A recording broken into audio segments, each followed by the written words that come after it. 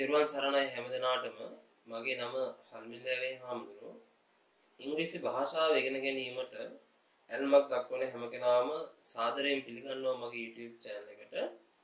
ඔබ මේ එකතු වෙන්නේ මම ඉදිරිපත් කරන පාඩම් මාලාවේ දෙවෙනි පාඩමත් සමග.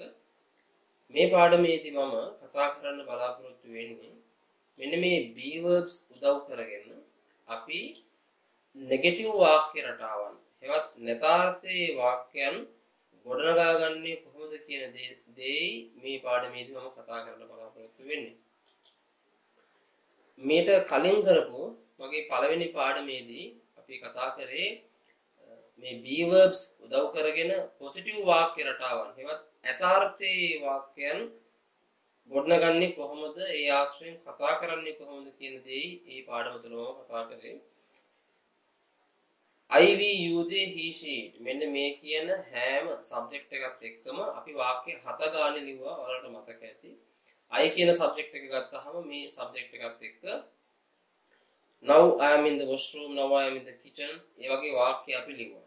now I am in the washroom මම දැන් washroom එකේ ඉන්නවා. now I am in the kitchen මම දැන් kitchen එකේ ඉන්නවා. before this I was in the washroom ඊට කලින් මම washroom එකේ හිටියා. ඉතින් ඒ වගේ ඉන්නවා, හිටියා, ඉඳලා තිබුණා, ඉඳීවි. එවැනි වාක්‍ය රටාවන් අපි ගොඩනැගුවා. ඔබට මතක ඇති. ඒ හැම වාක්‍යයකම තියෙන්නේ පොසිටිව් අර්ථයක්. යථාර්ථයේ අර්ථයක් තමයි තියෙන්නේ.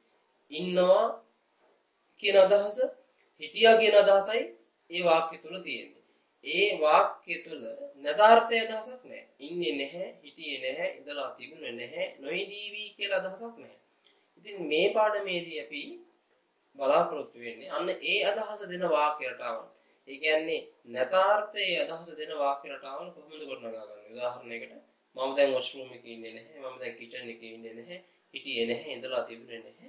එවැනි වාක්‍යයන් අපි හරියටම ගොඩනගා ගන්නේ කොහොමද කියන එකයි මේ පාඩමේදී මම කතා කරන්න බලාපොරොත්තු වෙන්නේ. මේ පාඩම පටන් ගන්න කලින් ඔබට මුලින්ම කියන්නට ඕනේ දැන් තාමත් ඔබට මේ be verbs කියලා කියන්නේ මොනවද කියලා හරියට අදහසක් නැතිනම් ඊළඟට මේ කාල හතර ඒ කාලවල වෙනස්කම් සම්බන්ධයෙන් අර්ථය සම්බන්ධයෙන් අදහසක් නැතිනම් ඊළඟට ඒ කාලවලට අදාළ මෙන්න මේ be verbs තාම මතකයෙන් හරියට කියන්නත් බැරි නම් ඔබ පළමුවෙන්ම කළ යුත්තේ අපේ පළමු පාඩම හරියට අධ්‍යයනය කරලා මේ දෙවෙනි පාඩමත් එක්ක එකතු වෙන එක.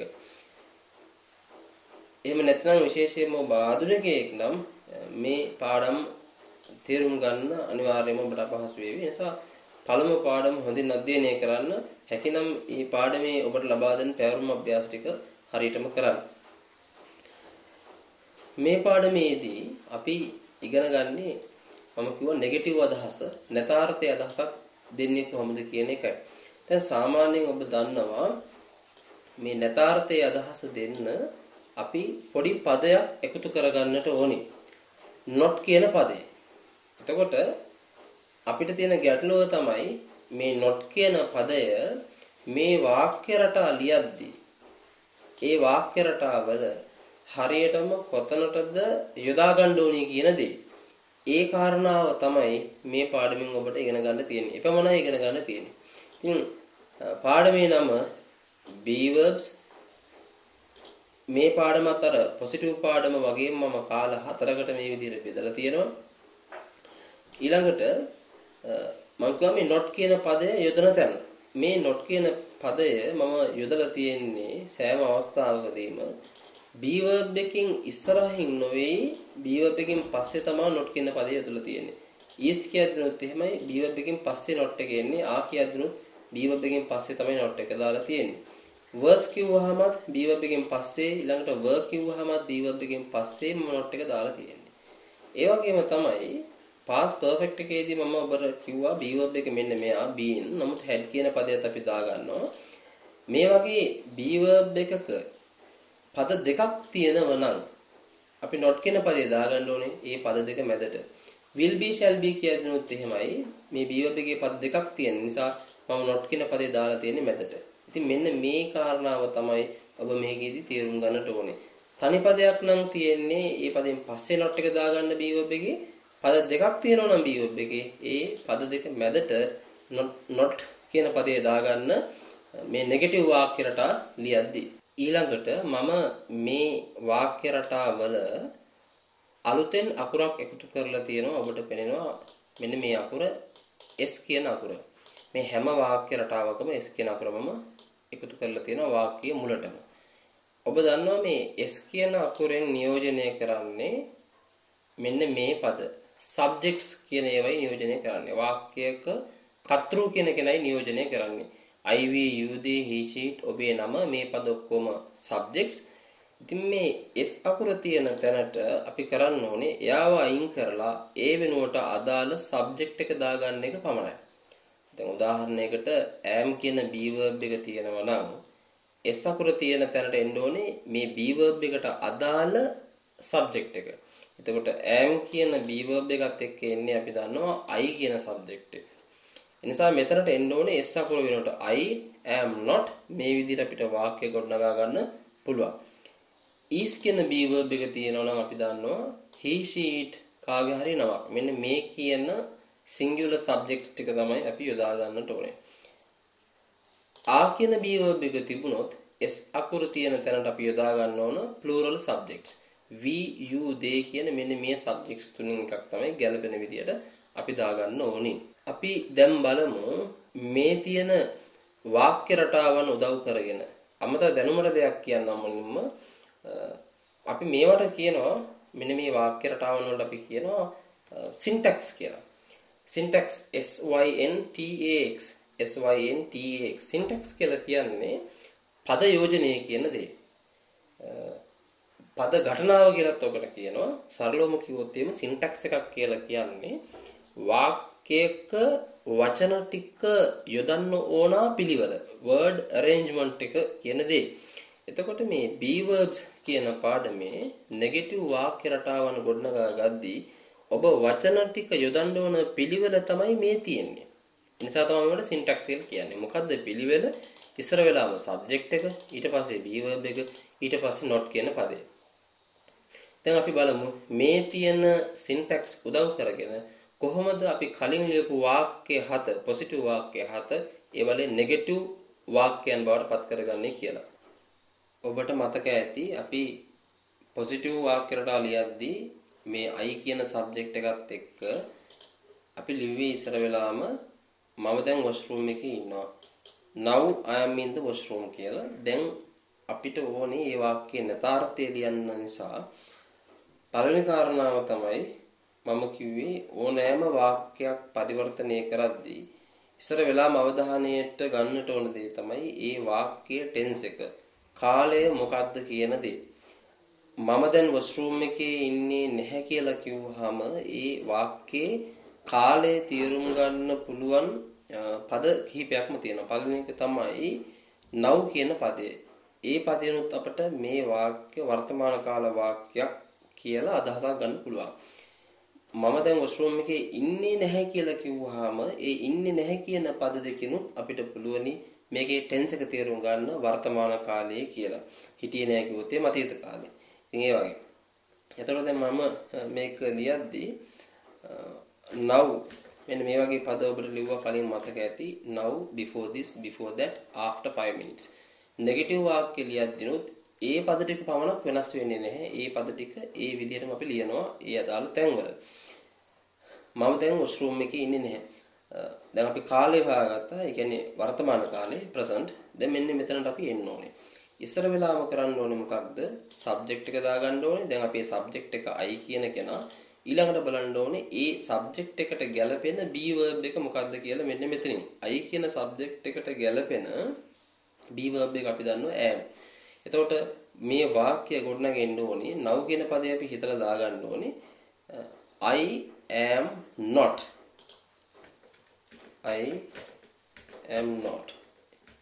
in the washroom. මේ places හතරත් ඒ විදිහටම වෙනස් වෙන්නේ නැහැ. මම දැන් washroom එකේ ඉන්නේ නැහැ. හරි. දෙවෙනි වාක්‍ය අපි ලිව්වේ මම දැන් kitchen එකේ ඉන්නවා කියලා කලින් මේකේ ලියන්න ඕනේ මම දැන් kitchen එකේ ඉන්නේ නැහැ කියලා. එතකොට ඒ වාක්‍යයත් ඔයාලට තේරෙනවා වර්තමාන කාලේ නිසා මම මේ වාක්‍ය සෙට් එකම කොපි කරලා ගන්නම්. Now I am not in the washroom කියන එක වෙනුවට මම kitchen කියන පදේ දාගන්නවා. right. ඊළඟ වාක්‍ය අපි කිව්වේ පොසිටිව් වාක්‍ය රටාවලදී මීට පෙර මම වොෂ්රූම් එකේ හිටියා කියලා. දැන් කියන්න ඕනේ මීට පෙර මම වොෂ්රූම් එකේ හිටියේ නැහැ කියලා. මීට පෙර කියද්දී ඔබට මතක ඇති අපි පදයක් ලිව්වා before this. මීට පෙර මම වොෂ්රූම් එකේ හිටියේ නැහැ කියද්දී මම කියන කෙනා I කියන කෙනා වෙනස් වෙන්නේ නැහැ. සබ්ජෙක්ට් එක හැමයි කොයි කාලෙට ගියත්. හිටියේ නැහැ කියලා කියද්දී අපි දන්නවා ඒකේ කාලය තේරුම් ගත්තාම කාලය අතීත කාලයයි past එක. එතකොට දැන් වෙන්න ඕනේ මොකක්ද? මෙන්න මේ be verb එක මෙයා දාගන්න ඕනේ අතීත කාලයට. වර්තමාන කාලයේ තියෙන am කියන මේ be verb එක අතීතයට ගියාට පස්සේ එයා verse බවට පත් වෙනවා. ඒ අනුව I was ඊළඟට දාගන්න ඕනේ අපි not කියන පදේ. I was not in the washroom. මම හිතනවා මේ දක්වා ගත්ත විදිහ ඔයාලට තේරෙන්නද කියලා. හතරවෙනි වාක්‍යය.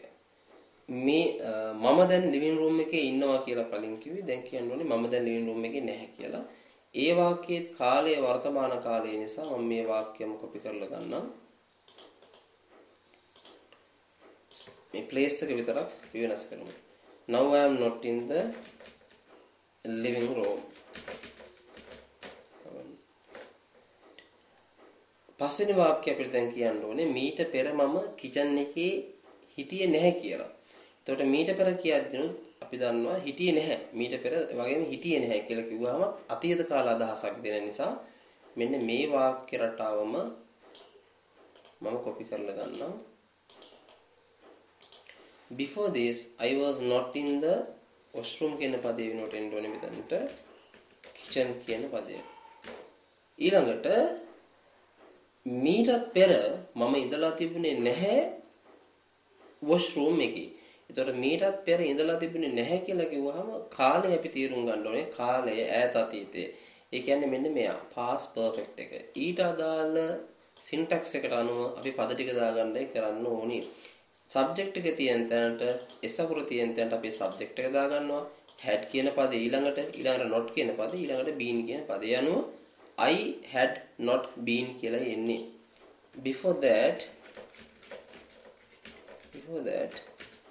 I had not been in the washroom.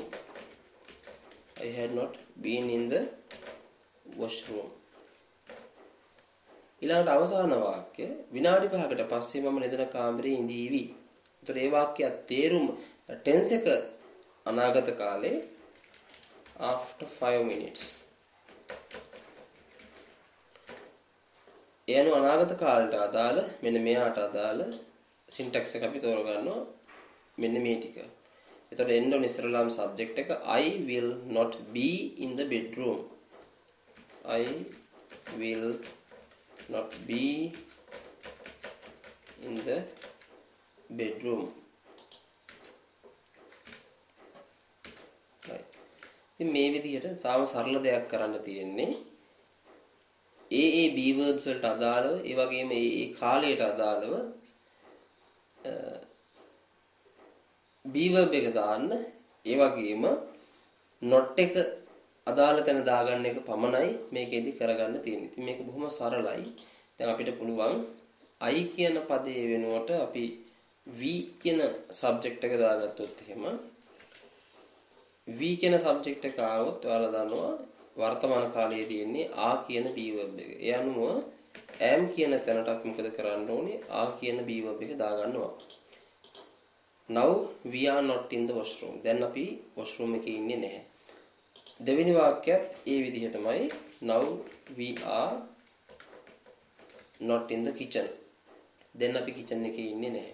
Before this කියද්දිනොත් I වෙනුවට අපි subject එක මාරු කරගන්නවා we බවට.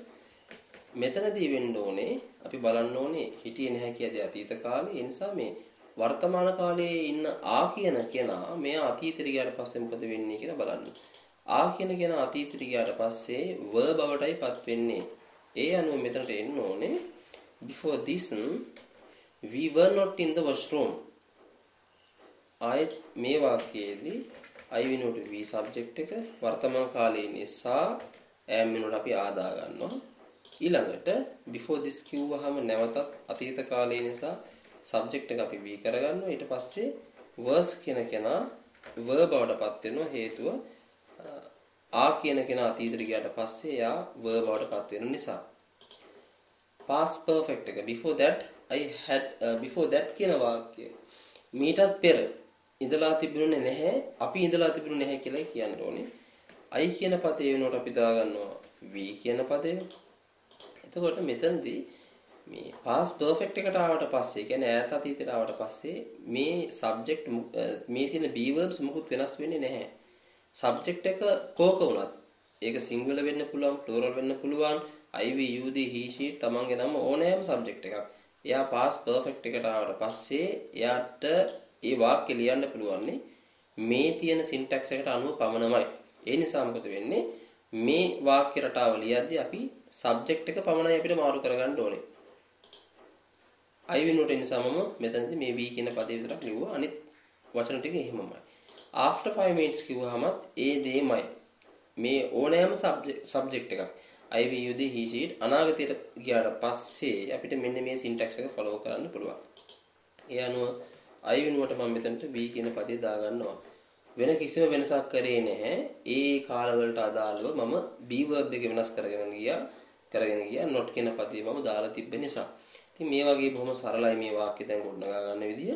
ඊළඟට අපිට පුළුවන් මෙතනට V වෙනුවට she කියන subject එක දැම්මොත් එහෙම ආ කියන be verb එක පමණයි වෙනස් කරගන්න ඕනේ. දැන් අපි she කියන subject එක දැම්මොත් දන්නවා is කියන be verb එක එන්න ඕනේ. ඒක past එකට ගියාට පස්සේ before this කිව්වට පස්සේ එතන she තියෙනවා නම් මෙතන මොකද වෙන්න ඕනේ? මෙතන තියෙන is කියන කෙනා මෙතනට ගියාට පස්සේ was බවට පත් වෙන්න ඕනේ. ඉතින් ඒ වගේ අපිට පුළුවන් දැන් I, we, you, they මෙන්න මේ කියන I, we, you, they, he, she, they ජානි මේ සෑම subject එකත් එක්කම මේ වාක්‍ය රටා ටික අපිට පුළුවන් නැවත ලියන්න. ඊළඟට මම මෙන්න මෙතන මේ I කියන subject එකත් එක්ක ලියපු negative වාක්‍ය 7 මේ විදිහට type කරලා තියෙනවා. ඒ වාක්‍ය වල සිංහල තේරුමත් එක්ක. එතකොට මේ සිංහල තේරුමත් ඔයාලට බලා ගන්න පුළුවන් කොහොමද මේ වාක්‍ය රටා ලියන්නේ කියලා. ඊළඟට මේ පාඩමේදීත් ඔබට අවසාන වශයෙන් දෙන්න තියෙන homework එක තමයි